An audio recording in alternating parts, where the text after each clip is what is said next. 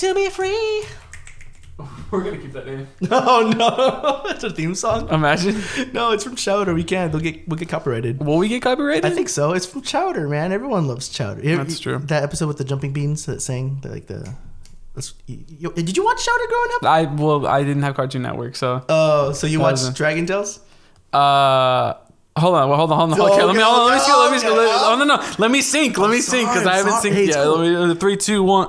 All right, no, I'm just kidding. Come on, 3, 2, 1. All right, go ahead. All right. And we're back, guys, to a second episode of Aftermath Podcast with your host. I'm Christian. And I'm Christian. And we are here, second day strong, going in. Hopefully you guys are enjoying your Sunday. How you doing, Christian? I'm doing pretty well, man. How about yourself? How you doing? I'm doing good, man. No work today, so I can't complain about anything. And I was just really looking forward to recording today with you, man. Honestly, dude, it was both definitely really. I woke up very nervous, but I was also very excited. It's kind of like one of those things where like you're anxious, but you also like you have to trick your mind to think, I'm excited for this. I'm ready for this. We're okay, type of thing. I don't know if you've ever gone through that. Kind of like an exam mindset, like when you wake up, like, I got a test today. Gotta really make sure I'm ready for this. Yeah, that's how I felt about today, because every topic we talk about here, I feel like, all right, am I studied up? Do I know what I'm going to talk about? Is somebody going to call me stupid on the internet and then I don't have to own up to it? Exactly. Yeah. No, I 100% agree. And I'm always scared of the bullies out there, but you know what?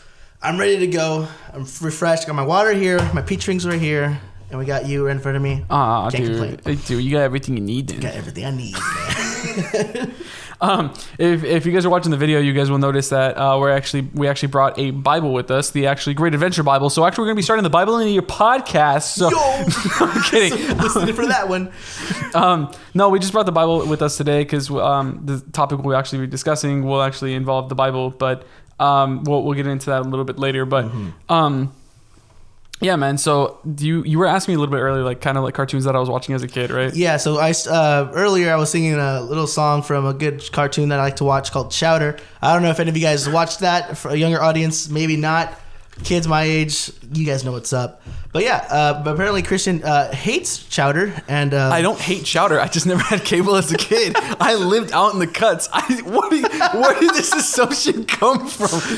Anyways, besides, apparently I'm not a normal child for being poor. My bad. Wow. Okay. I'm just saying.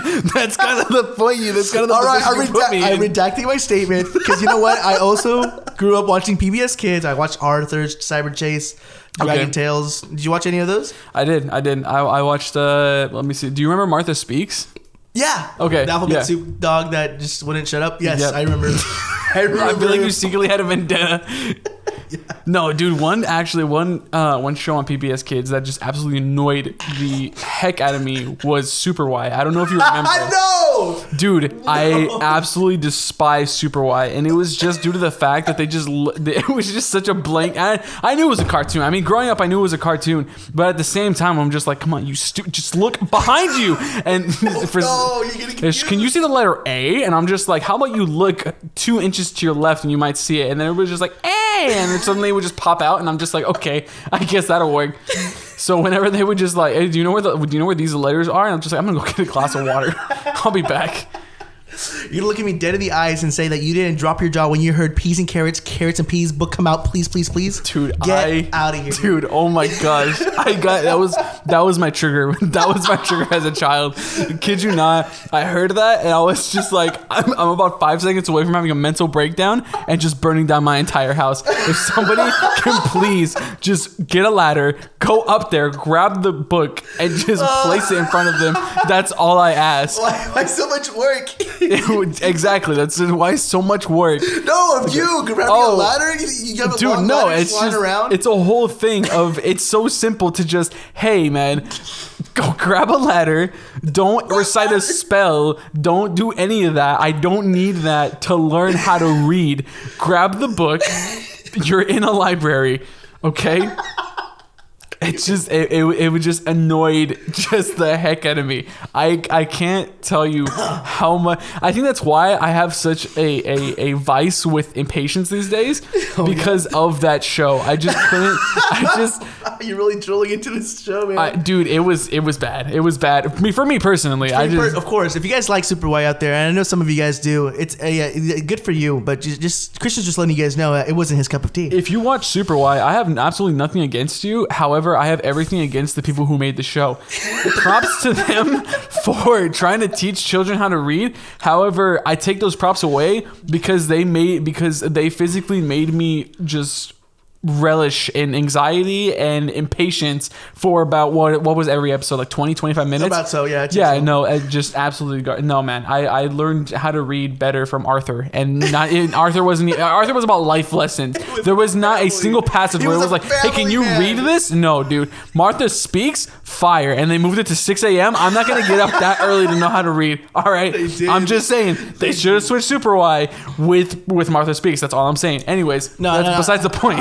That's besides the point. You know, I agree with you. Honestly, if they got rid of Super Y and just gave us more Word Girl, my life would be better for it. I'm just saying. That's all I'm saying. I have no idea how this went from me being so physically angry with Super Christian, Y. the question was, how was your day? I don't know where we got to this. I don't know why you. That was well over well over 10 years ago, and I still have that like flame in my soul.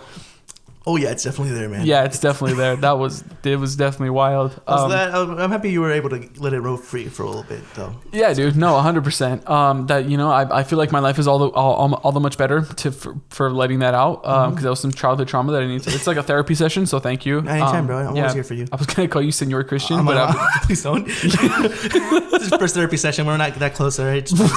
All right. It's Dr. Gonzalez to you. It's Dr. Gonzalez. Please don't call me anything else until the day you die. Also, please pay me. That's pretty much it. That's all I gotta say, man. Pretty much. So hold on. So I mentioned, what was it, like Martha Speaks. You said Dragon Tales. Yes. Did you watch Dragon Tales? What are your thoughts on that? Okay, honestly, I watched Dragon Tales. I remember like maybe 3 episodes of Dragon Tales, and even then they weren't very like, it wasn't very vivid in my mind because Dragon Tales was like so like 90s, and as an early 2000s child, I was very like, oh hey, this is a cool show. I'll be here to watch it. But other than that, I was just kind of like, okay, this is here. I'll watch it. I'll just sit here. And then other than that, that was basically it. I just remember like the chorus and about 3 words from it, which is just Dragon Tales. It's almost time. And I was just like, okay. That's all the hype you need. That's pretty much all the hype I need, dude. I was like, what was I, like 4 at the time? I don't even know, dude. I don't even know, man. I just saw dragons and I was like, yeah, let's go. Yeah, dude. Yeah. The Dragon Tales. I mean, my favorite one was the blue guy. I don't know their names. Don't even quiz me on that. I do not know their names at all. I don't know any of them. I just barely remember what they talked like, their abilities. I know the blue one. Whenever he got scared, he just like turned invisible, which was pretty relatable. But other than that, pretty much a chameleon. Pretty much chameleon. But yeah, there was this. The cool thing that they did was their teleportation device was like a little dragon scale. You know. Okay. And they would basically just be like, I wish with all my heart to find dragons in the land of, I don't know the rhyme. It's been a while. Wild. They're basically performing witchcraft on a dragon scale, and then boom, they land up in Dragon Tail country. Which is the topic of today's episode. I don't know how to get. Speaking of saying little prayers to dragon scales, we're here to talk about our main topic. Dude, this is so scuffed. It was so silent for so long. It was a little too quiet. Yes. It was a little too quiet. And now I have to edit that audio because I just realized that it clipped on my audio interface. Oh, no. Sorry for all you guys using your phones. Sorry about that. That was pretty bad. I liked how we talked about this before we started recording, and we tried to make it seem as natural as possible. 100% scripted. Yeah. But it was 100% scripted. I mean, there's a teleprompter behind you on the wall. That was really. Anyways, yes, the topic of today's episode, if you guys remember, is actually on idolatry.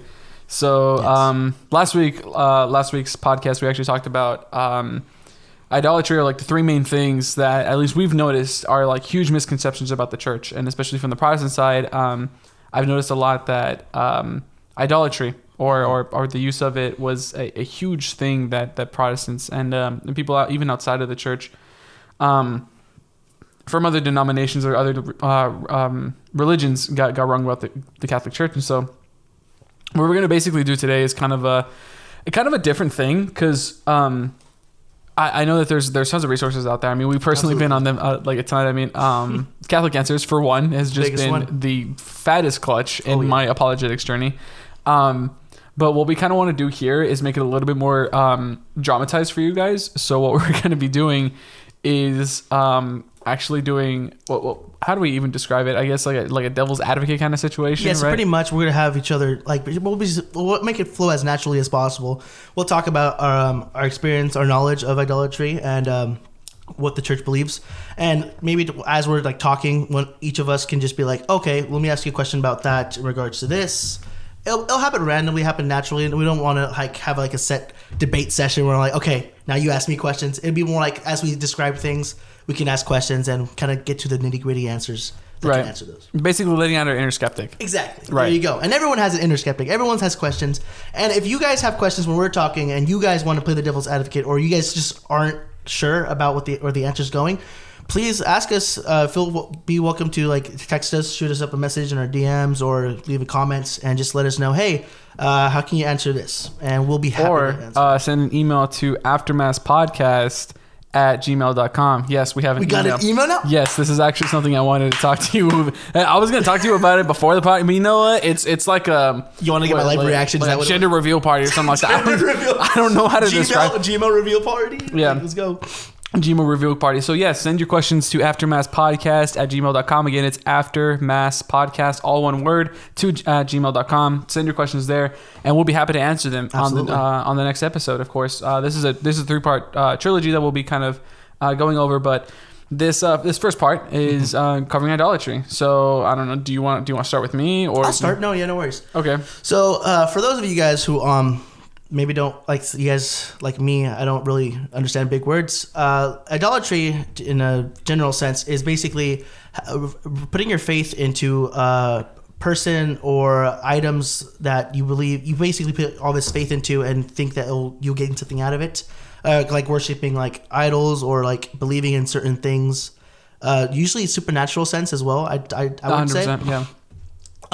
So my introduction to this was actually in high school because back in high school I'd be going to confirmation, so I'd meet a lot of people there, and it was funny because I'd go to high school and like, okay, this is my clique, the band kids and all that, the coolest group of people out there, 100%. And so I'd meet them, and then I would go to church on I think it was Thursdays when we had class, okay, and I'd see them there, and I was like, I've never seen you here before, bro. Like, what you doing here, man? Awesome, and I would think like this is a really cool thing, and then I had to go back to high school, and so basically my two groups of friends kind of combined into one, church people and like high school kids. Nice. And then so Faith kind of had an introduction to high school, and with that, people like would ask me questions because I'd be talking to my friends and be like, "Hey, so like last class it was pretty this and that," and then people would be like, "Oh, you're Catholic," and I'm like, "Yeah, I'm Catholic. I go to St. Joachim's. Oh yeah, the big church over here with the bell and all that." I'm like, "Yeah, that's the one," and I'd ask them like, what, do you go there too? And they're like, no,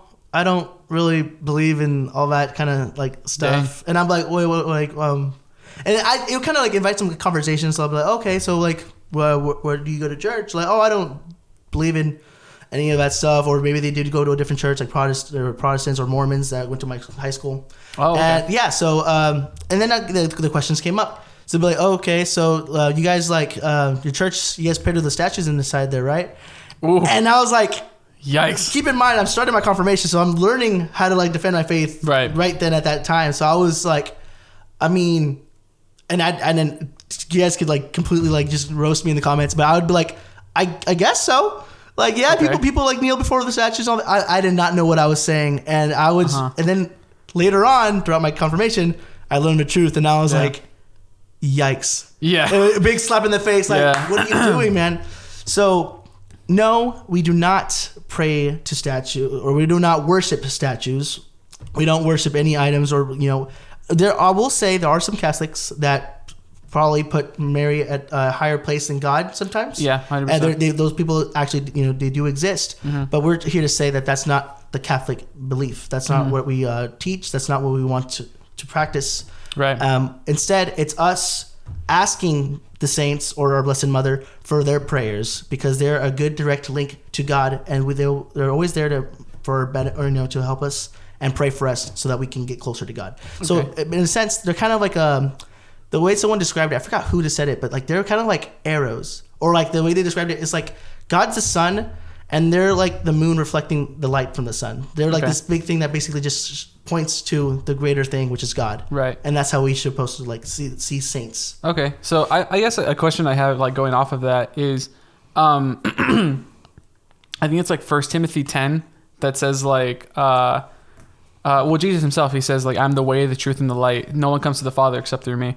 I mean, what like knowing or like having, I mean, Jesus, the Son of God, says this, you know, like, so how do we then justify, like, how would you justify praying to a saint, you know, for, hey, you know, help me get to heaven, help me do this, help me do that type of thing? Like, how would you?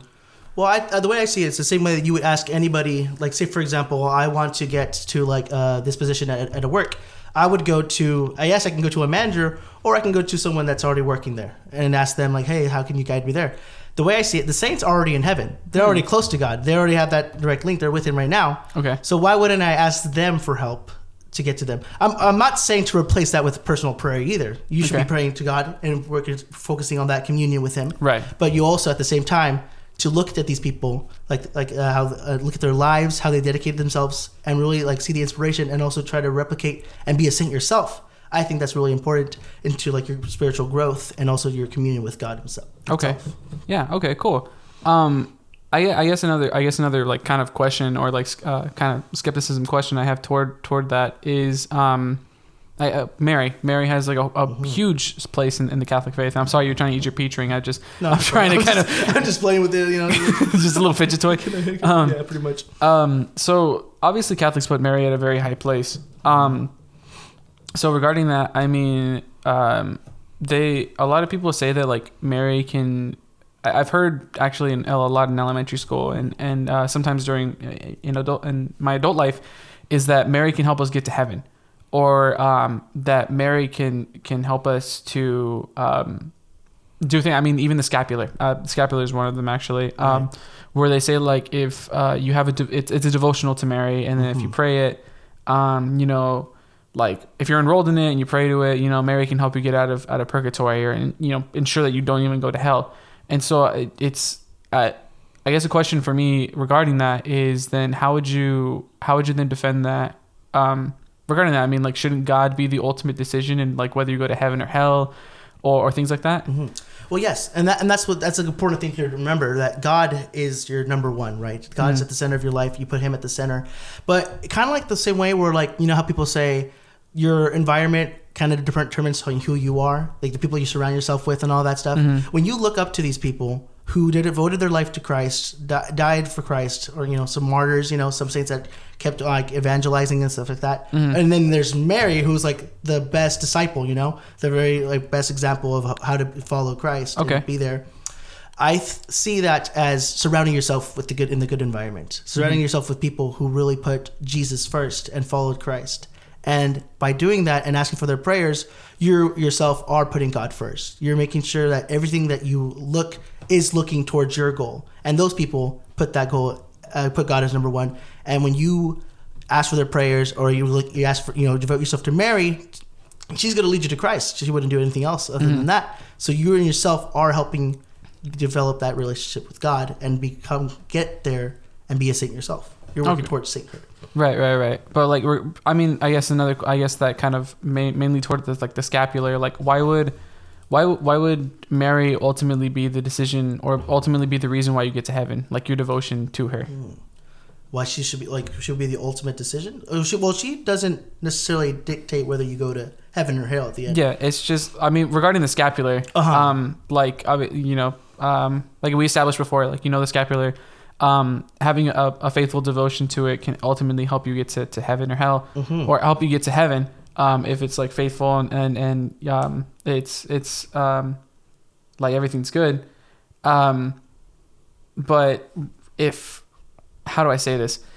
If you ultimately have that devotion and it's a devotion to Mary, how is she then going to help you get to heaven if, you know, God created the heavens and the earth, and he should be the reason why you're going to heaven, you know, instead of the scapular being the reason. So the scapular being the reason. So you're saying Like the devotion, Right. the devotion to Mother Mary. Like why would that devotion to her be the reason why you go to heaven? Because I mean, it says, like she said herself, like if you wear this and you pray the rosary daily, or you have a devotion to this daily, Right. she will make sure that you get to heaven. Like how would, like, shouldn't it be God? You know? Right. And it is. And here's the thing to remember: me wearing the brown scapular alone isn't gonna be my ticket into heaven. Okay. Right? So like, if you think, okay, this guy's wearing a brown scapular, he's good.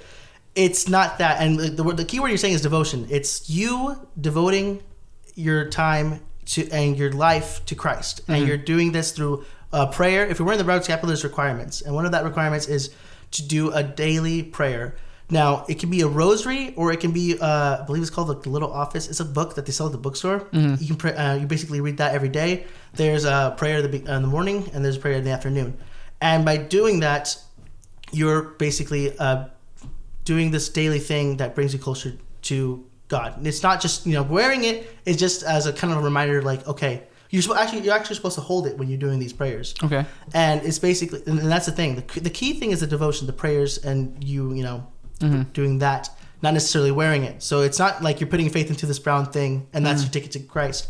You are like doing this devotional and you're actually praying, and that's what's doing it. So it's not like a magical, like an item or anything like that. Right. But if it's a devotion to Mary, why would a devotion to Mary get us to heaven? That's kind of like the question I'm asking. Oh, okay. So how does being closer to Mary get you to heaven?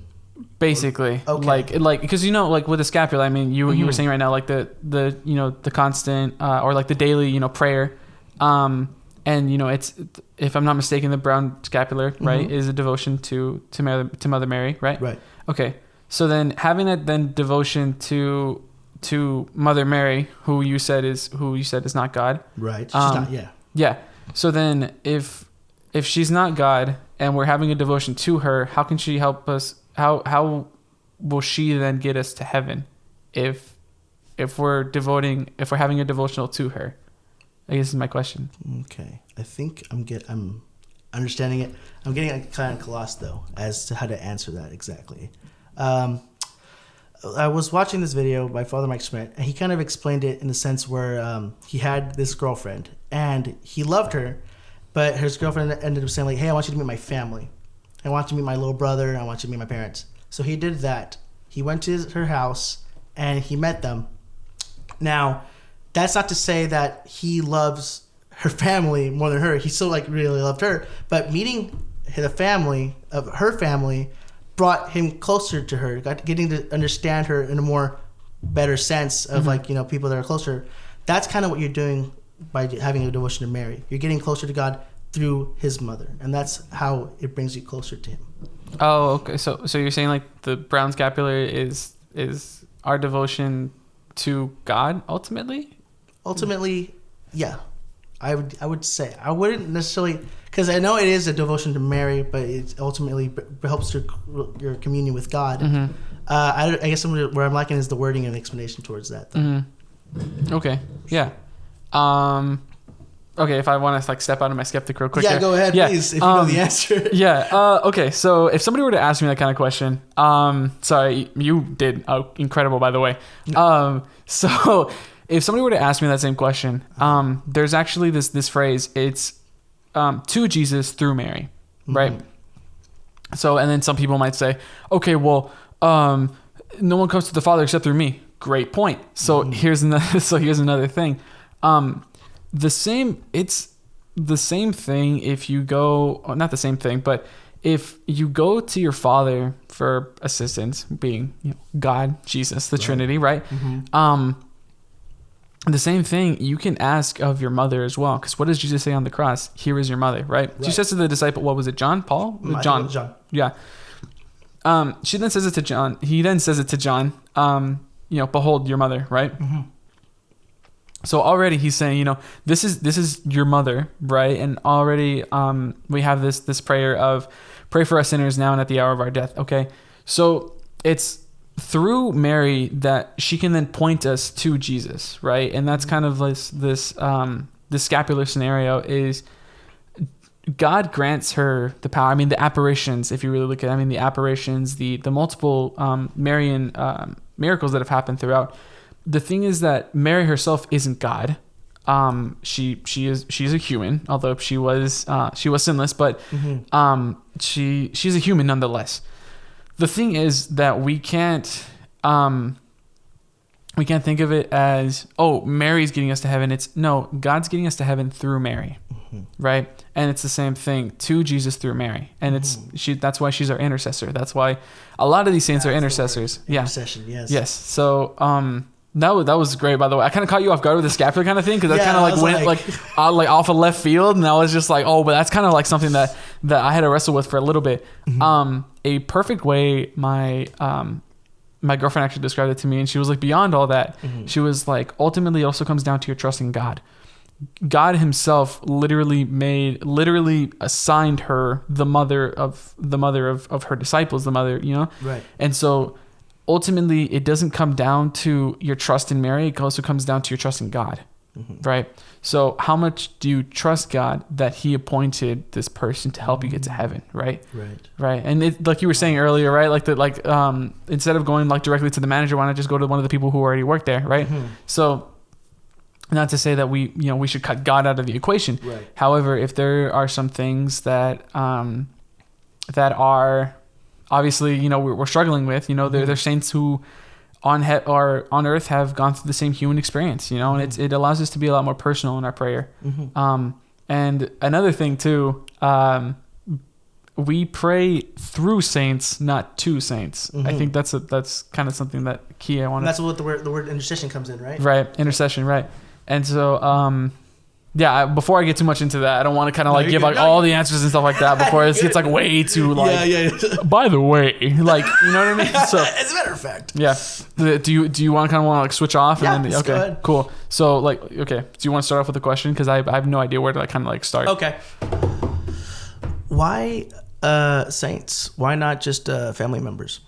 Regarding what? So you say the saints, we ask for their intercession, right? We ask for them to pray. Why go to them when we can just go to people who are here on earth with us living and ask them to pray for us instead? Okay, that's a good question. I'd say, well, one thing is that the saints are already in heaven. So Romans 5:8 actually says, and let's go to that really fast. Let's see. I believe it was either Romans or Revelations 5:8. It's actually Revelations 5:8 now that I remember it. And so if we go to there, and if I can get to it quick enough, we would actually be able to show it. Let me see. That's the letter of James. This Bible is... I'm not familiar with this Bible. Anyways, let me look it up. No, you're good. Because Revelations 5:8 actually perfectly sums this up. And where is it? Let me see. Bible... Hold on. If you wanted to kind of be more... how do I say that? If you wanted to kind of delve more into your explanation of your question while I kind of pull this up really fast. Dive more. Okay. So let's see. So basically my question is, why go to the saints? Why not just go to anybody else? The saints were human, right? They're not God. They're not they were just human just as such. The only difference is that they're in heaven right now and we're not. So what does that make it more do the prayers matter more in that sense, or do they have the same do their prayers have the same importance as people like my parents praying over me? Right. Okay. So there's also intercessory prayer here on earth is great. When you ask people to pray for you and they pray for you, because sometimes there are people who don't. Right. When that one person on Sunday is just like, hey, pray for me, I'm going through this. Just absolutely. And then next week it all works out. And they're just like, thank you for praying for me. It's just I didn't, but thank God. You're welcome.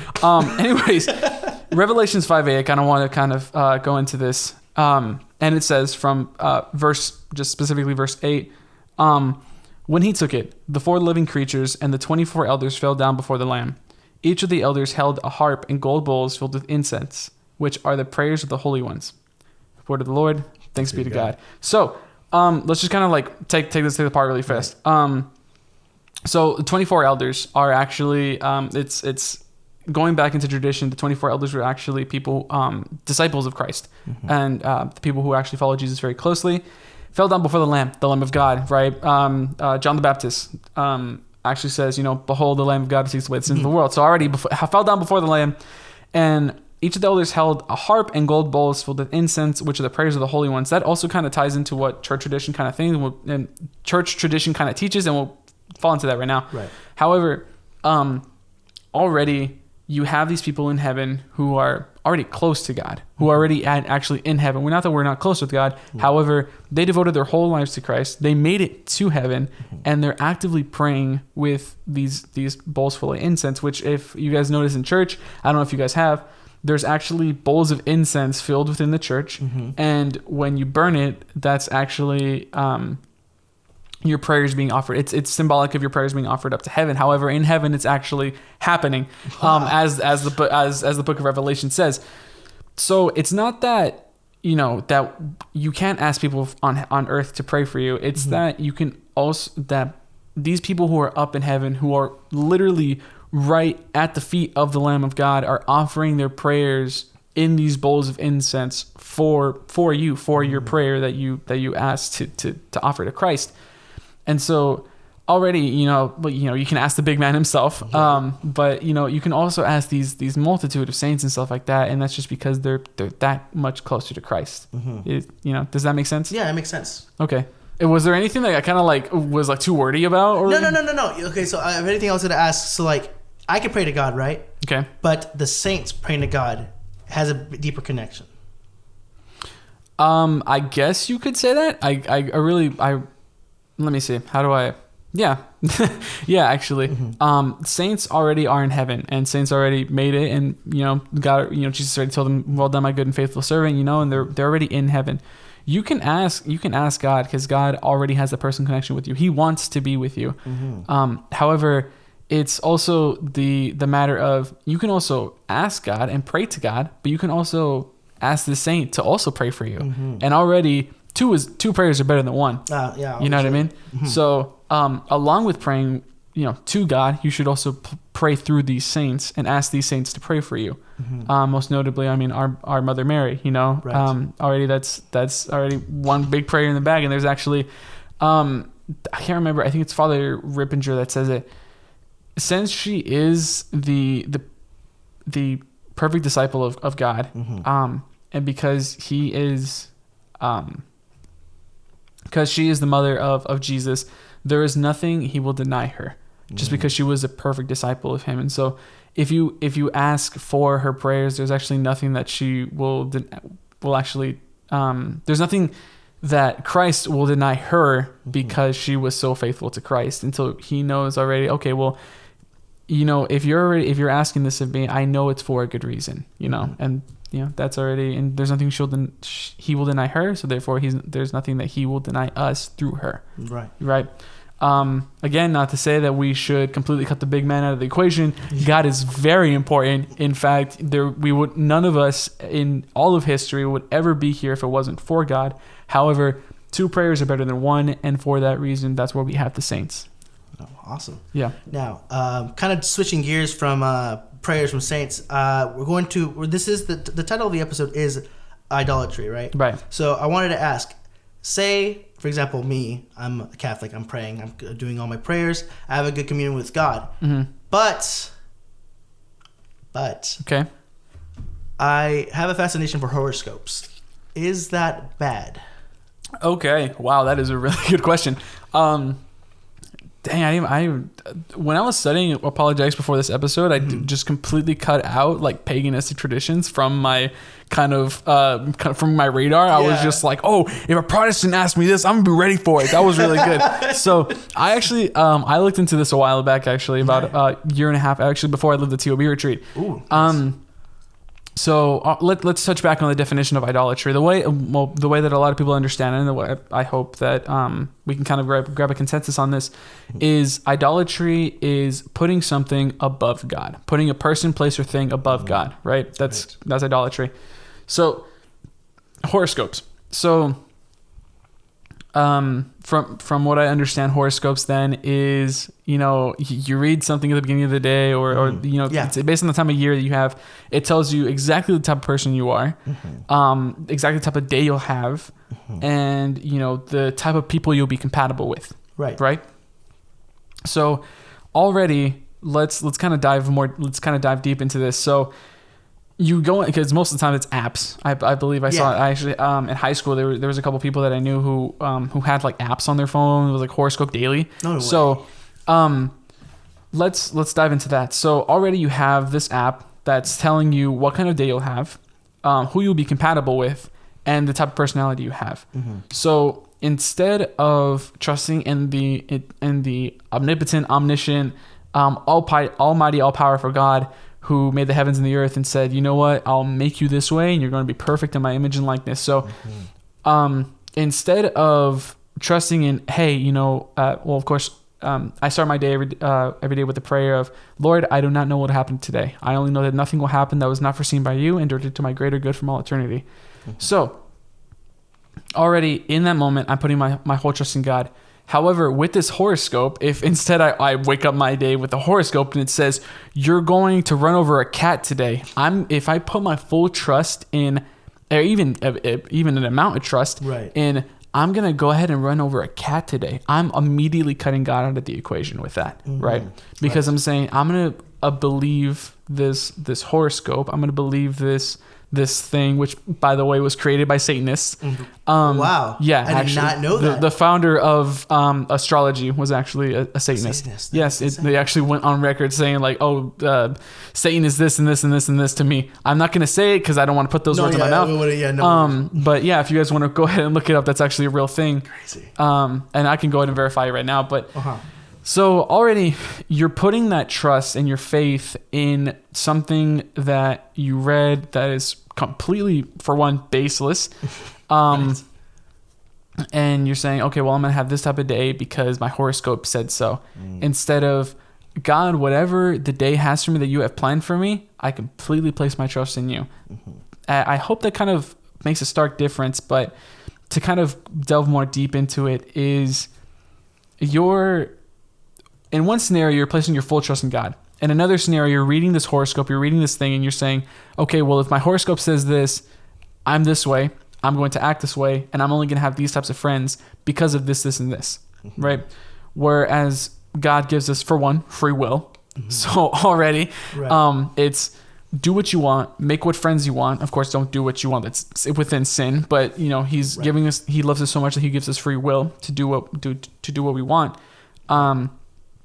So He's already, make whatever friends you want, bro. Like, go for it. You want 50 friends? Go make 50 friends today. I wish. Right?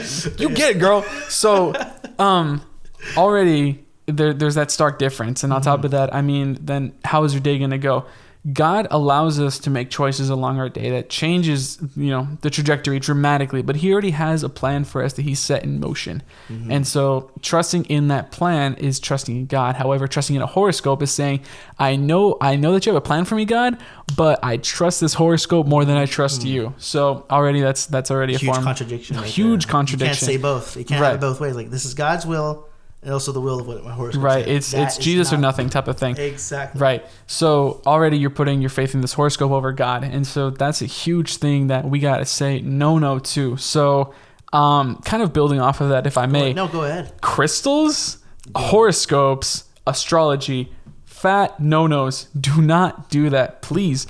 For the main reason that, one, it's pagan. It's very, very, very bad for you. Two, it was created by Satanists.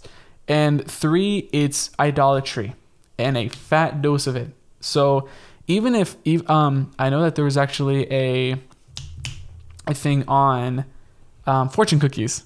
Really? Yeah, because fortune cookies are they're telling you, you'll have this in the future. I believe like it was way more extreme back then. Oh, back then, yeah. Now yeah, back then, but like now it's like happiness is key. Yeah, happiness is key. Work hard, stay positive, make it happen. Pretty much, like that was pretty much like that's pretty much what like Panda Express does these days with their fortune cookies type of thing. Like if you open it, it's just like I don't even know, like your smile lights up a room or something like that. Yeah, it was cute, little little saying pretty much. Like, little positive notes. However, back then, especially like when fortune cookies were like being a huge thing, it was like you'll have this much money in the future, or you'll be successful, or you'll have this many.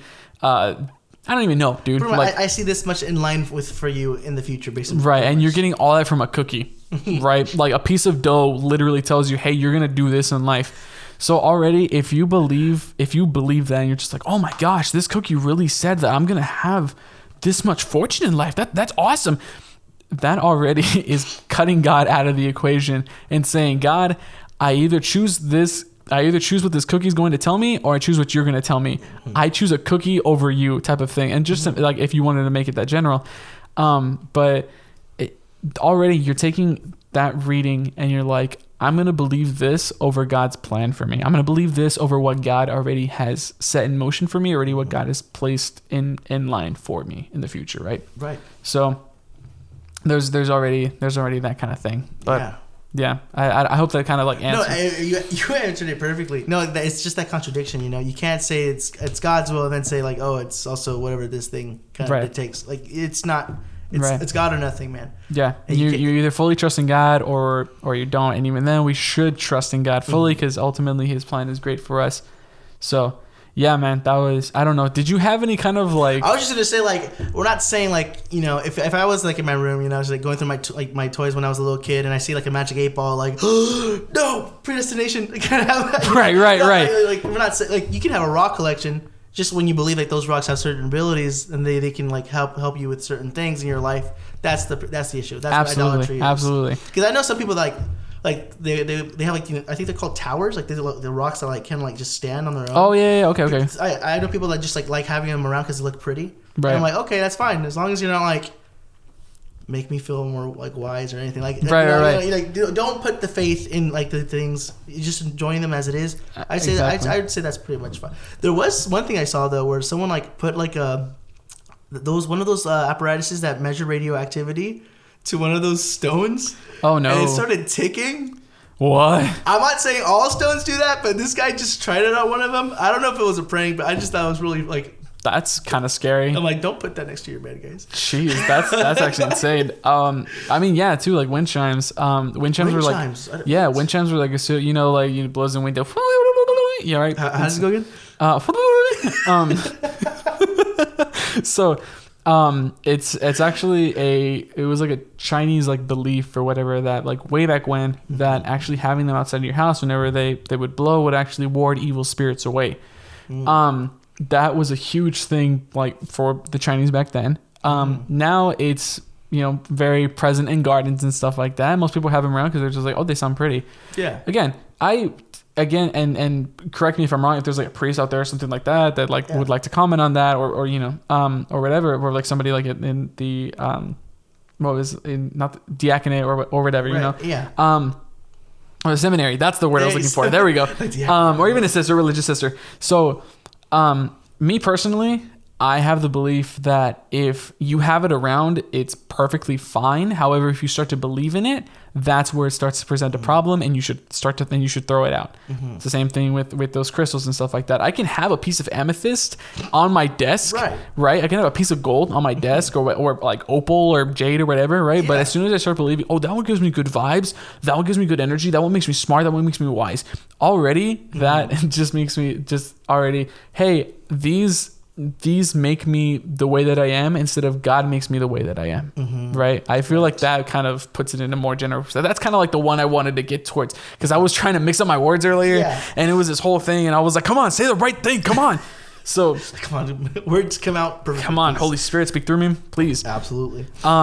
Okay, cool. So, come on, man. Okay, let me see. What's another question that could pop? Well, did you have any kind of like more criticism? You want more questions? I don't know. It's for people not only like who are listening, but like also like how they should approach a situation like this, right? Because we're doing it both for the people, for those of you out there who are listening at the current moment.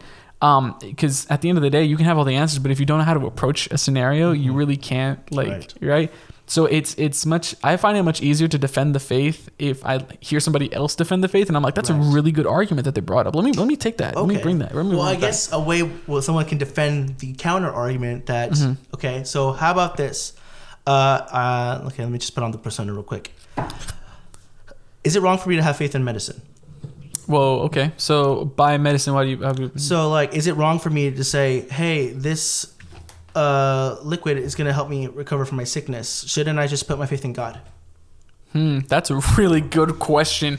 My goodness. Okay. So it's in the belief that, so you're saying that is it wrong for me to have a belief that this piece of medicine can heal me rather than God healing me? Is me taking the medicine saying that God's will isn't enough, I have to take exterior measures, or is it something, how can you defend taking medicine and also be a practicing Catholic and trusting in God's will? Okay. So for me at least, it comes down to two ethical standards. One is does it align with God? Does it align with what God teaches? And two, is it, let me see. So the way that I view medicine is medicine restores a function that the body already had, right? So if I take heart medicine because I've noticed that I have heart palpitations or whatever, right? Already that medicine is helping to restore that initial function that it had that is then now having troubles with. Right. So now in the case of, like abortion or what was it? What are they, like augmentation or whatever? Mutilations. Mutilation or augmentation or things like that. Piercings and stuff like that, or like, people who like do, or like, I don't know. Like for the extreme case, someone wants to amputate their leg because they just feel like it. Yeah, okay, right. I got you. So already in those measures, it's unethical because it goes against what God shows us, what God teaches, which is for one, that the body is good. For two, that that He made us a certain way because of in His image and likeness, right? Right. Because all of us ultimately have 2 arms, 2 legs, God willing, 2 arms, 2 legs, a head, a torso type of thing, a heart, lungs, we can have blood, and so if the way I at least view medicine is if it restores a function to the body, it's okay and it's good, because ultimately what you're doing is you're taking that medicine to restore that function that God originally gave you, right? So that's at least the way I view it. As far as, is it wrong for me to take medicine and still be a practicing Catholic? I don't believe so. Because if I drink this, I'm going to be healed and I don't have to believe in God for that.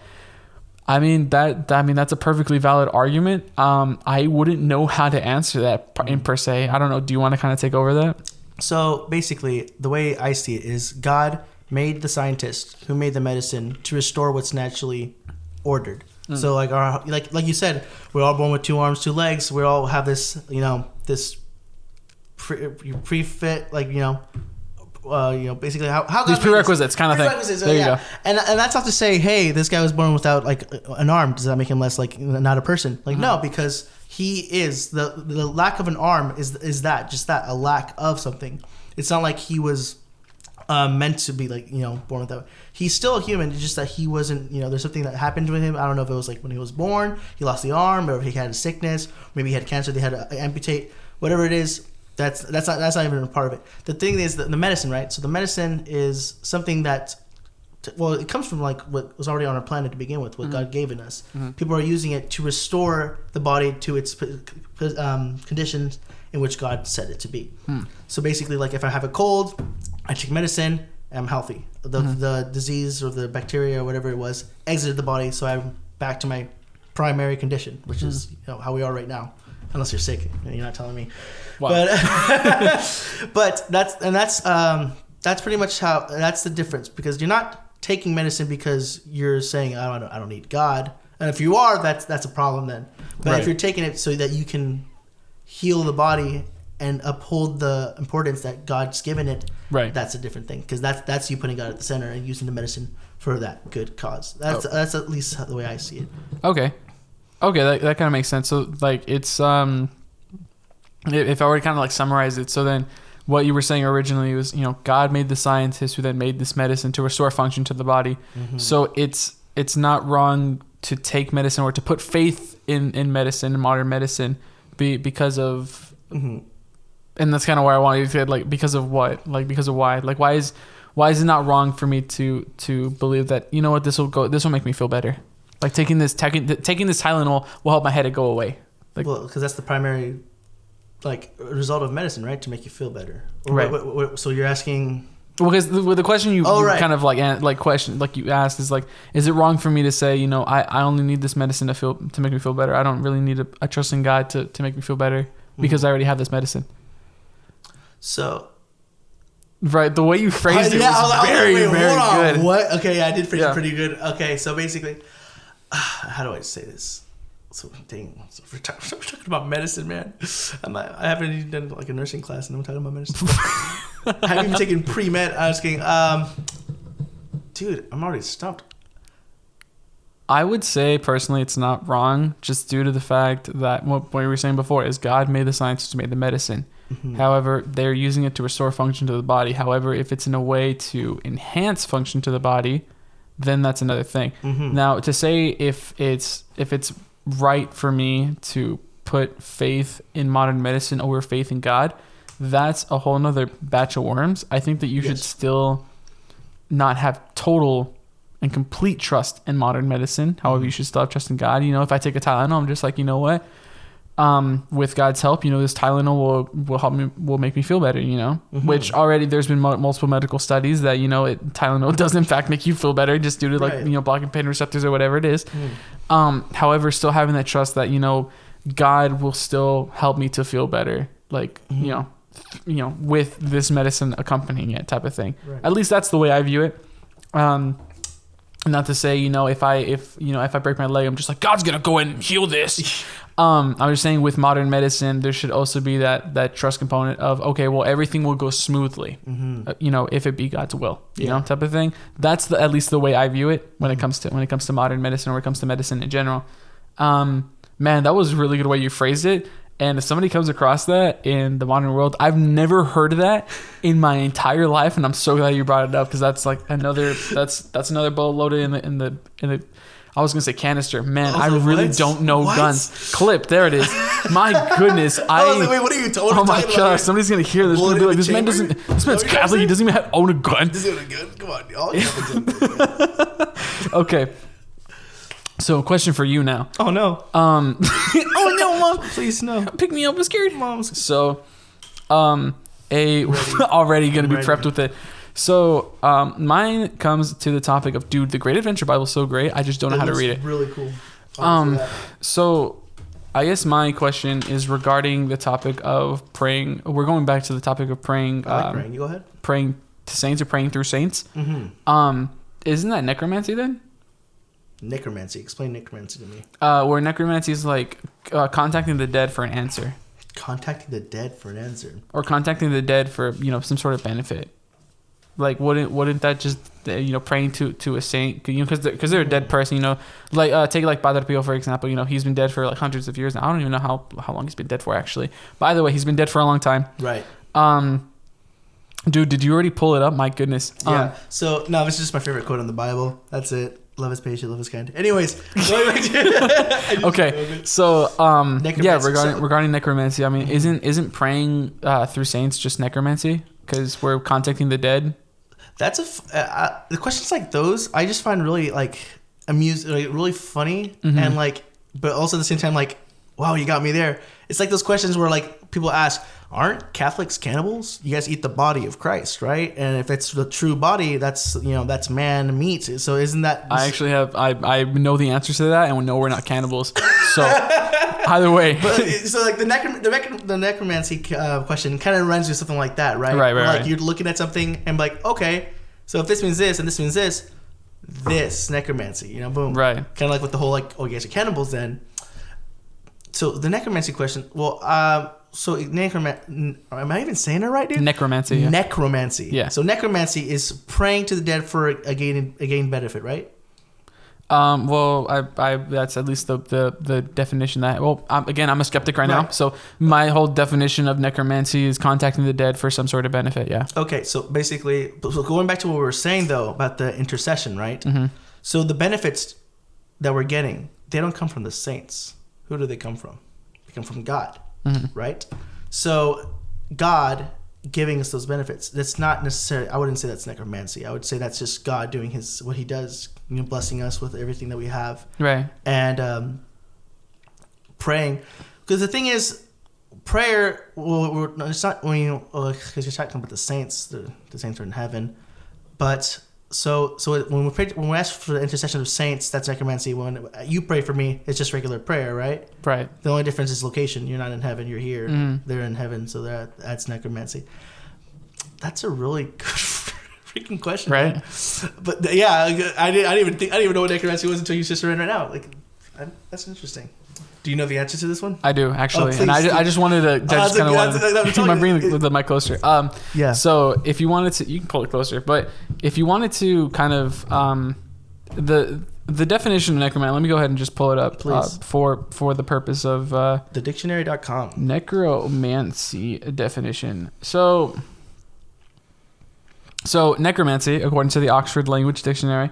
My goodness. Okay. Oh no. Let me go ahead and get my battery. We're gonna take a quick break, guys, while we look up the definition of necromancy. Yep. Hold on. Give me just 1 second. Pop, and then we're gonna stop recording for a second. Stop recording. Please stop the recording. Hello. Stop the freaking recording. Hello? Ooh, beeps and boops all around. Boops and Rings. I don't know how you do that. The toad voice. Have you seen that one video of Lady Gaga? What? No, I should have. There's this one video of Lady Gaga where she's singing, and there's this one person in the audience who goes, "Oh yeah!" Wait, what do you say? Like, "I love you," like something like that. No, I think one of them, because there's multiple like people who are trying to figure it out, and one of them was like, saying like, "Oh my God, she's perfect!" But the toy was like, "Oh my God, she's perfect!" Yeah. Okay, 3, 2, 1. Okay. All right, and we're back. Cool. And we're back. So, the question of necromancy. So, let me go ahead and pull up the actual definition here. So, got you. According to the Oxford Dictionary, the necromancy is the supposed practice of communicating with the dead, especially in order to predict the future. Right. If you look it up on Catholic Answers, they actually define it another way, and I think this is just because of another I was going to say Bible definition, especially in another dictionary definition. So, already, well, on Catholic Answers, they use they said the supposed practice of using it to contact the dead for information. So, already in there, we have 1, predicting the future, or 2, contact with information. So, let's just use the more broad term of information, right? So, what's currently going on, what somebody else is doing, or like just trying to gain information in general. Usually this is done like a seance and with all these like different candles and blah, blah, blah, blah, right? I really don't know, but I'm going to assume. Yeah. So, already we have two stark differences. One is information for the future, and 2 is, well, let's just say for the whole thing is just information. Okay. Is right. So already the thing is that the saints don't provide us information, only God does. Right. And so God, because he's always alive, right, it's not necromancy because he's not dead. Right. There's a whole movie on it. So let's not kind of. There's 2 movies about it. There's actually 2 movies about it. So I think there's 3. Is there 3? I think they made a 3rd one. Did they make a 3rd? I think that was actually recent, right? I think so. We got to check it out. We have to check it out later. Yeah.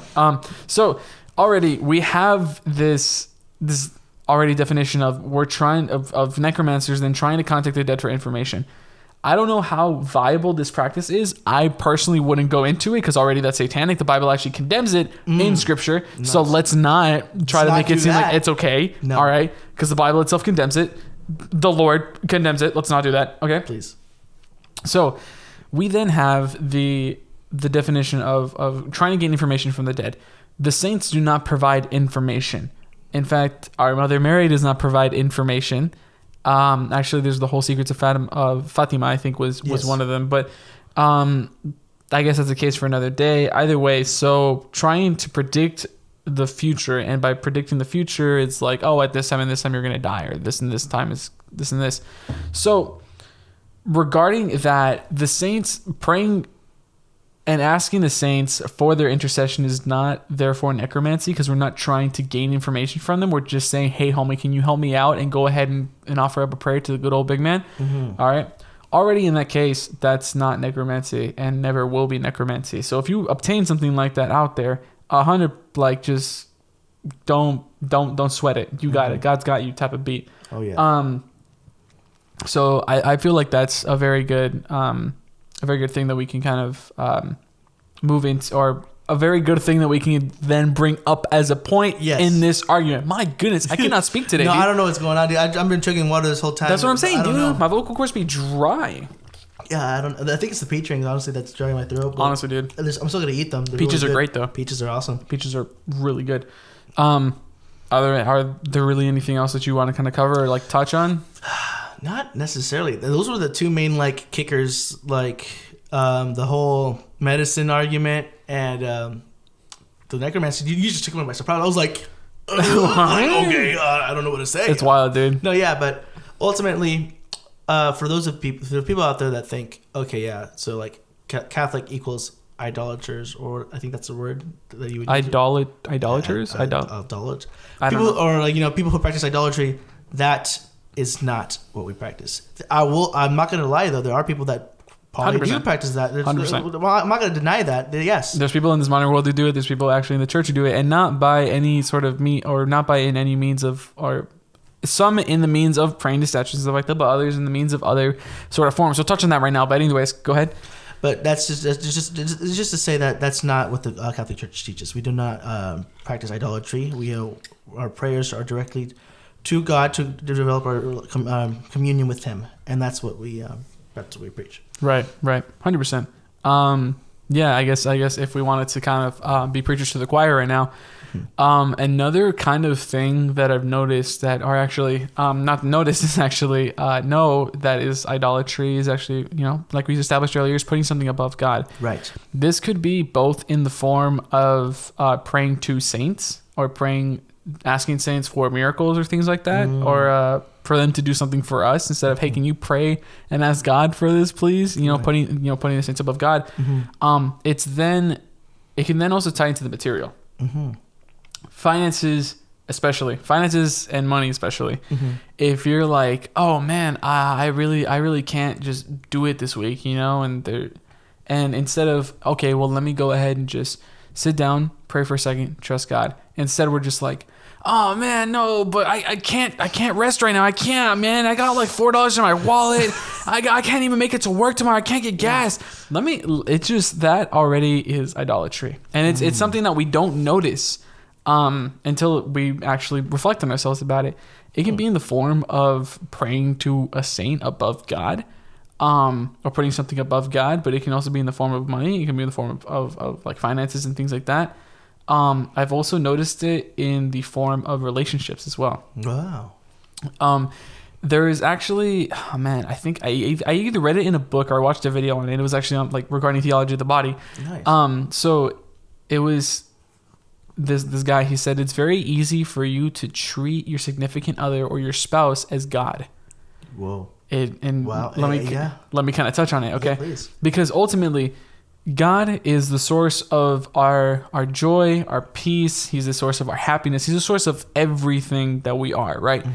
Ultimately, if we start to shift that into, if my girlfriend and I aren't okay, I'm not okay. Ooh. I'm not going to be happy. If she's unhappy, I'm unhappy. Yo. If we're not okay, if we break up and I'm going to kill myself, already, that's going to happen, man. Okay. I could be mistaken, but that sounds like a red flag to me. I don't know if I'm going to... Yeah, it's a big red flag. So, that last point that I brought up was like a big red flag. That one's a big... I heard it a lot in high school. It was bad. So already in that form, for those of you who caught it, that was already idolatry. And just due to the fact that we then moved our happiness from... Well, God makes me happy. God is the reason why I wake up every morning. He's the reason why I go to sleep every night. He's the last thing I think about every evening and the first thing I think about when I wake up. If we then switch that from, instead of waking up in the morning, let me go ahead and check my phone. Instead of waking up every morning, I'm going to wake up, I'm going to check my phone. I'm going to text my girlfriend. I'm going to do this. I'm going to do that. I'm going to do this. Instead of doing all that, switch it to, when I wake up every morning, the first thing I do, don't touch my phone, is do the sign of the cross and do a morning prayer. It can be anything from an Our Father, a Hail Mary, and a morning. There's literally a thing called a morning prayer, and that's very, very widely recognized within the church. Already, that's putting the idolatry away from things like your phone. Because let's be completely honest, technology is very present in our modern culture today. Absolutely, man. And can 100% take away from our faith. I've been very guilty of it in the past. So instead of waking up and checking, let me check my emails, let me check this, and then I'll go ahead and pray. And that's already idolatry, because you're putting that this piece of material above God. And that already is idolatry. Whether you noticed it before or not, it is idolatry, and it's something that needs to change, because in fact, if you know that it's a sin and you commit it, it's a mortal sin. So I mean, if you guys have anything like that happening in your daily lives regarding idolatry or putting things before God, that's huge, and that needs to change. Because the only reason why we're here is because of the big man, and we should then therefore love, honor, respect, and follow that big man who put us on this earth for the very reason of what we're doing, for the very plan he has set out for us. So, amen. Yeah, that's kind of the thing I wanted to kind of touch on. Yeah, but if you just do that, you don't have to worry about like idolatry in any realm of your life at all. As long as you put God number one, there's nothing else above that. You have already like guaranteed not practicing idolatry. Right. And that's a good thing that all Catholics need to like remember and make sure that we just keep God number one. And I know it's easy. Because, like, the phone, I ain't going to admit it. Like, I'm always on it, Yeah. And I'll be the first to admit that, yeah, sometimes I do put it number one, and I'm always on it. I'm trying to get better. I put timers on my apps. So really? If you guys have Samsung, you guys can do that. Nice. Put, like, an hour timer on, like, TikTok, Instagram. I think you can as well on iPhone as well. So, can you? Yeah. iOS users, you have no excuse now. So you guys have something good now. So you know what? There you go. There you go. Right? It's something that you finally implemented. So let's not make this about Apple hate. Anyways. Okay. So I guess one final question before we kind of end the episode is shifting gears completely. Okay. Is on the topic of homosexuality. Wow. Why is my love? Why would not? I'm not gay. I'm not homosexual. But however, speaking in a homosexual kind of stance gotcha. Is something I've heard a lot. Is why is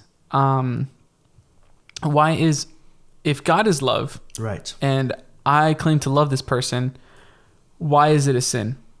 And that is going to be a question for next episode. Yeah, you guys thought we were going to make a fat episode. We're not. We're going to keep this going. That is our second part in our trilogy series that we're going to go ahead and be making for the Aftermath podcast. So we'd like to thank you guys again for sticking with us for this entire, like an hour or so? I believe it's already an hour though, but yeah, we have to keep you guys waiting for the follow up to that question. So please stay tuned. Keep an eye out for your guys' wherever you guys are listening to this, whether it's Spotify, YouTube, or Anchor. Keep an eye out, and you will be able to get to see our answer to that question. 100%. And make sure to go to Mass. And if you're listening, make sure it's after Mass, because this is the Aftermath podcast. All right, that was cringe. Let's go ahead. Keep watching us, please. Yeah, please. Keep listening. God bless. Pray for us. We'll be praying for you guys every single day. Is there any kind of final things you wanted to say? Yeah, you said it perfectly. Keep praying for us, please. We'll always, we're going to keep learning. We're going to keep developing our wisdom and everything so we can spread that to you guys. And always, if you guys have any questions, any beef with us, with anything that we said, please let us know. We always take what you guys have to say to heart, and we really look forward to getting some feedback from you guys. 100%. You can always reach us at aftermasspodcast@gmail.com. Again, that's aftermasspodcast@gmail.com, all one word. So God bless, and we'll go ahead and see you guys next Sunday. Take care. See you.